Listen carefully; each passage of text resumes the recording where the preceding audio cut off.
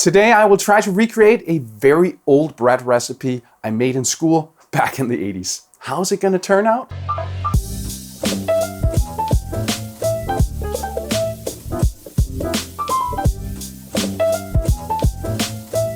Hi, I'm Sune and I'm a food geek. So I visit my mom every week, and last week we looked at an old scrapbook that she had back from the 80s. There were many interesting things, for example, a letter from the chief of police where they dropped the charges of me riding my bike through a red light because I was below the age of criminal responsibility. Honestly, I didn't do it on purpose, but my thoughts were elsewhere.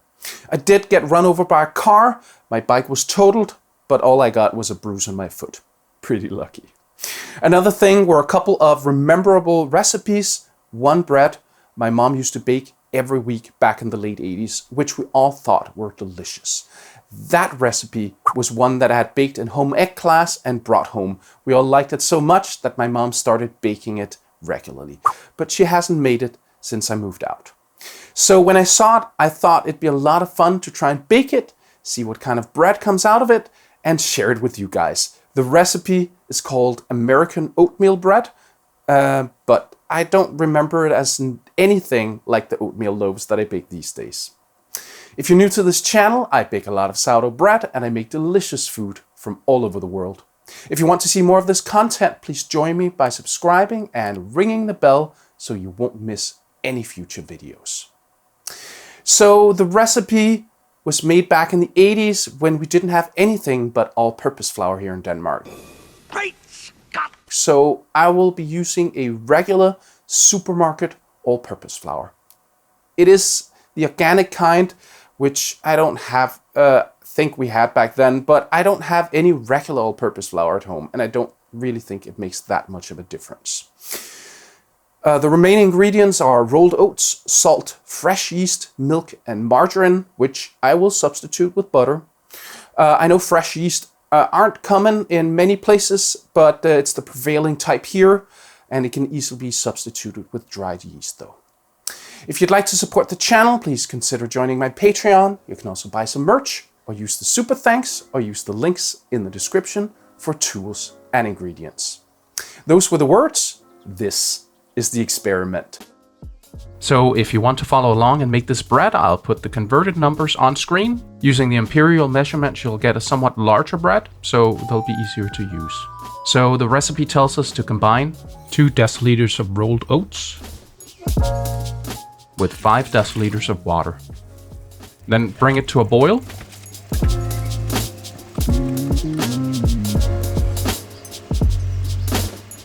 And boil for 1 minute while stirring.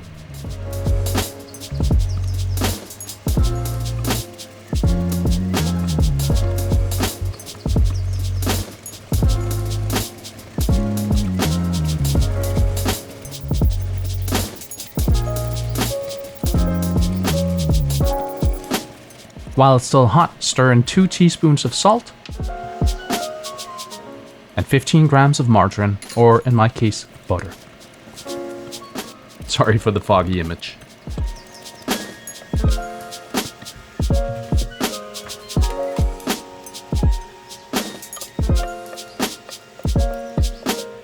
Then put it in a bowl and let it cool.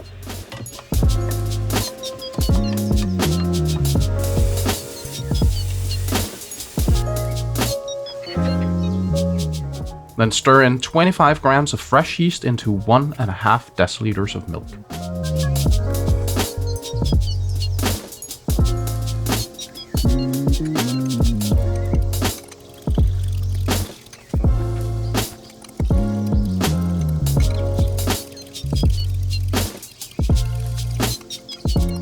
The recipe says to stir the mixture into the oatmeal when it's less warm, but since I know yeast starts dying above 40 C 104 F, I measured it before pouring it in. It was about 35 C 95 F.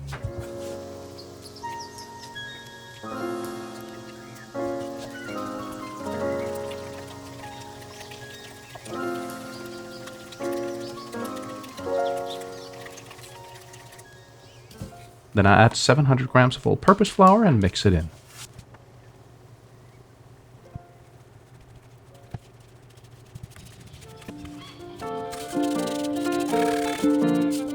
When it gets too hard to mix, I start kneading it.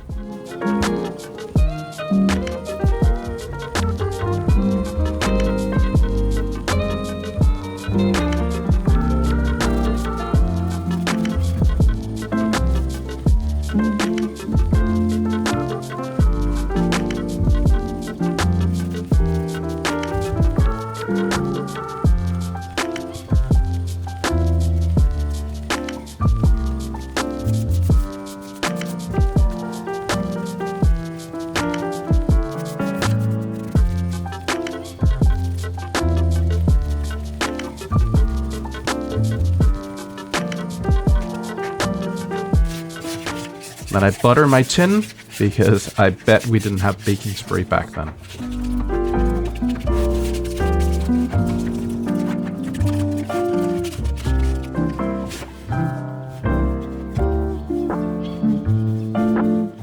It doesn't say to shape it, so I just put the dough in there and squeeze it kind of flat.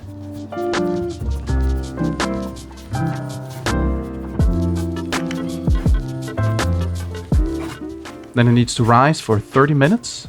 After about 15 minutes, I turn my oven on to 200 degrees Celsius, 400 degrees Fahrenheit. After 15 minutes, I retrieve the loaf. Wow, that would be 6 hours in the proofer for my sourdough. I put it in the oven and bake for 1 hour. Whoops, note to self, remember to check what's in the oven before preheating.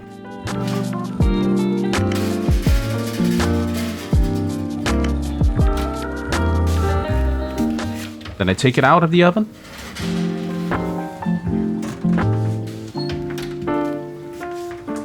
And out of the pan.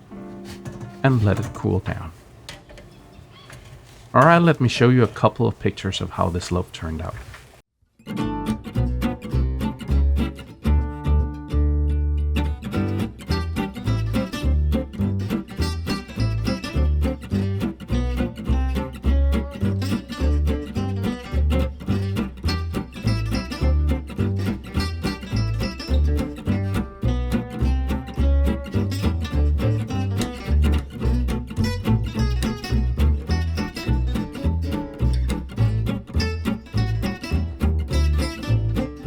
So that was interesting. Great Scott! The bread does not contain any whole grain flour, but I'm sure that the grains in the rolled oats should be considered whole grain. The smell of the bread sent me straight back to the 80s. It has a particular smell of yeast and oats that I remember fondly. The crust is not crunchy, but it's not soft either. It could easily become soft if you store it in a Ziploc bag. The crumb is very soft, and the same smell that comes from the bread also permeates the crumb. Oats are a delicious grain. The taste is not overpowering in any way, and I think anything that you can put on a piece of bread would go well with this particular bread. I hope you learned something today. See you next time.